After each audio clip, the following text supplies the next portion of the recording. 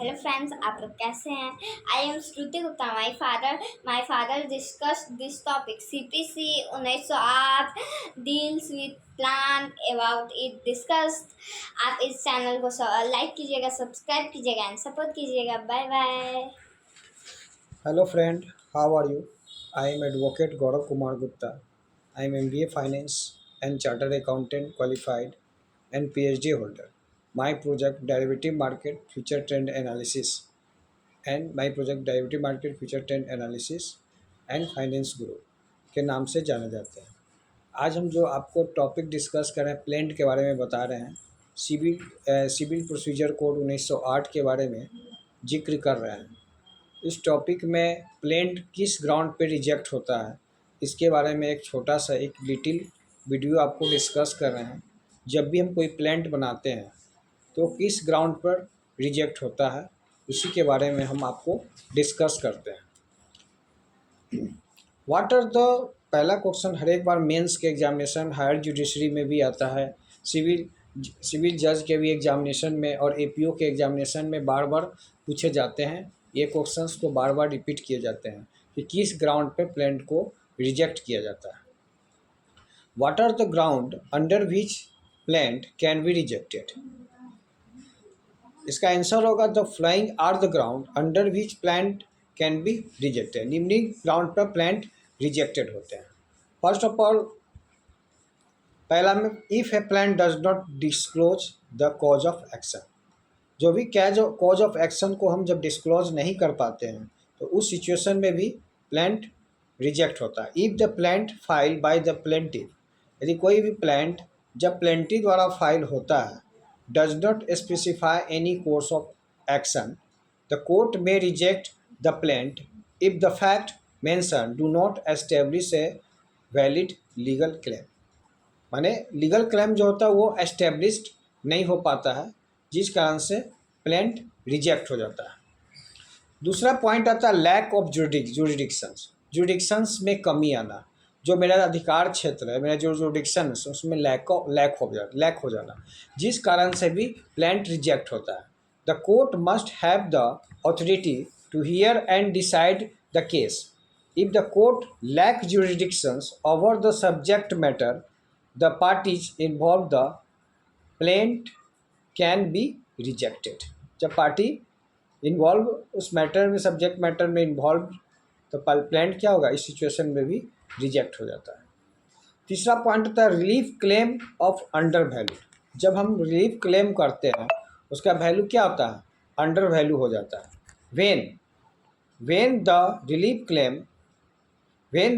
Claim is undervalued and the valuation of the claim is not corrected or extended by the court, in such case the plaint will be rejected। इस situation में भी plaint हमारा rejected हो जाता है। Suit bear by law, जब कोई भी सूट लॉ द्वारा बेयर होता है, इस सिचुएशन में भी प्लेंट रिजेक्ट होता है। ई plaint itself so that the claim is barred by limitation, the plaint can be rejected.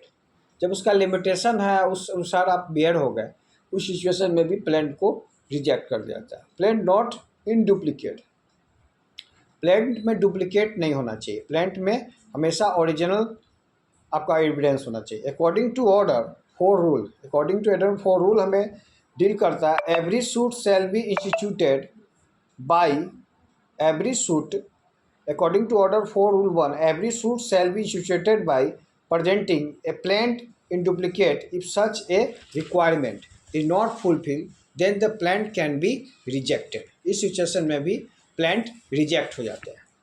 6 point बता, non compliance with the procedural formality. Non compliance means, compliance क्या होता है, रूल एंड रेगुलेशन। कंप्लाइंस का दूसरा word क्या होता है, substance about form. तीसरा वर्ड होता है परपिचुअल सक्सेशन। इस सिचुएशन में non compliance with procedure formality, court required plaint to adhere to a specific formatting and filling requirement. These may include the proper and stamping, correct court fee and compliance with prescribed forms. Any non-compliance can result in rejection। Res judicata lis pendens, res judicata या lis pendens. If the matter in question has already been decided by a court, is currently pending before another court, the plaint can be rejected based on the principle of res judicata. A matter already judged, or lies pendings, a matter already in litigation. Matter जो मेरा already litigation में है या pending में है वो race judicata द्वारा हम इसको प्लेंट को रिजेक्ट कर देते हैं। 8 पॉइंट में आता है भेग या एम्बिजियस क्लेम। भेग मीन्स क्या होता है? जो क्लियर नहीं है। Ambitious claim, A plaint must clearly state the fact constituting the cause of action. If the claim are vague, ambiguous, lack necessary details, it becomes difficult for the defendant to respond effectively and the court may reject the plaint. इसमें क्या होता है? Defendant को और respondent जो होता है उसको डिफेक्टिव होता है, जिस कारण से प्लेंट रिजेक्ट हो जाता है। 9वां point, absence of necessary party, यदि आवश्यक पार्टी का एब्सेंस हो जाना, इस सिचुएशन में भी प्लेंट रिजेक्ट होता है। All parties that have a direct interest in the dispute must be included in the law suit.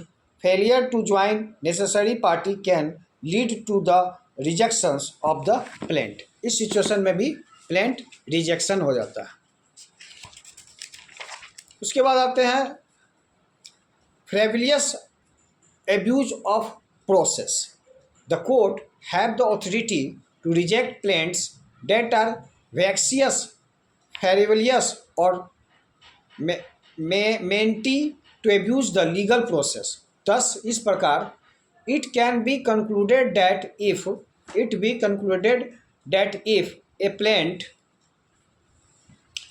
is defective on any of the ground under Order 7 Rule 2, the court has the authority to dismiss it.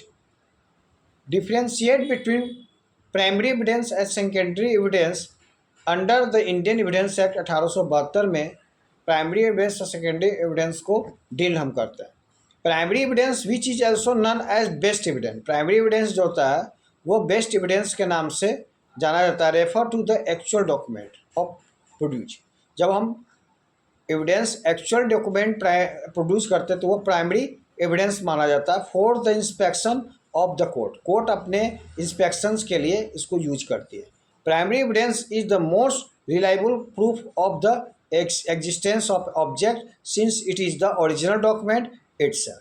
For example birth certificate issue by municipal corporation. Secondary evidence refer to evidence that is present in the absence of primary evidence.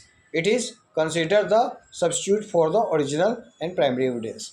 जब हमारा original document खो गया तो इस situation में हम secondary evidence का use करते हैं। For example copy of 10th marksheet with date of birth is admissible in case lost birth certificate. जब हमारा बर्थ सर्टिफिकेट लॉस्ट हो गया तो हम 10th का मार्कशीट को हम यूज कर सकते हैं। The following are the difference between primary and secondary evidence. Primary evidence section 62 of the Act define primary evidence and section 63 of the Act define the secondary evidence. अगले video में हम आपको next topic को भी discuss करेंगे। आज आपको plaint किस ग्राउंड पर रिजेक्ट होता है इसके बारे में मैंने डिस्कस किया। That's all.